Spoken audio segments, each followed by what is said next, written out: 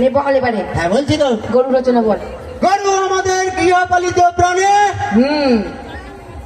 গরু বনে টনে দেখা যায় না। আচ্ছা গরু শুধু ঘরে দেখা যায়। আচ্ছা গরু অনেক রঙের হয়, কালো ফর্সা অনেক। আচ্ছা গরু চারটে সরু সরু ঠ্যাং থাকে, আচ্ছা একটা সরু লেজ থাকে, হ্যাঁ লেজের গোড়ায় সরু সরু চুল থাকে। গরু দুধ দেয়, সেই দুধ আমিও খাই, আমার বাপও খায়।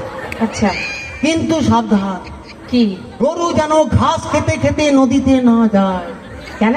নদীতে কুমির আছে, সে কুমির যার গাটা খুঁজ খুঁজ খুঁজ খুঁজ খুঁজ, মুখটা পড়ে কুত্তার মতো। কুচ্চার মতো না? ওই তুই এবারে রাজা সিরাজউদ্দৌলা রচনাটা বল, আমি দেখি এবার ওটাকে কি করে বেটা।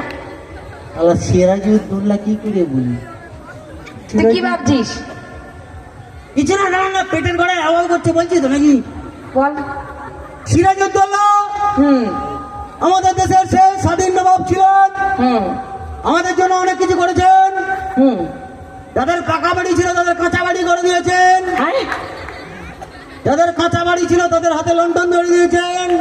ওই কিন্তু মির্জাফরকে সেনাপতি করে খাল কেটে কুমির আনলো। সেই কুমির যার গাটা খুঁজ খুঁজ খুঁজ খুঁজ খুঁজ, মুখটা পড়ে কুত্তার মতো। চলো, থ্যাংক ইউ সবাইকে। না এবারে সত্যিই যাবো। না, থ্যাংক ইউ সবাইকে, অনেক অনেক ধন্যবাদ। এবার ফিরি আমরা সবাই। হ্যাঁ হ্যাঁ, নাহলে মুখটা কুত্তা।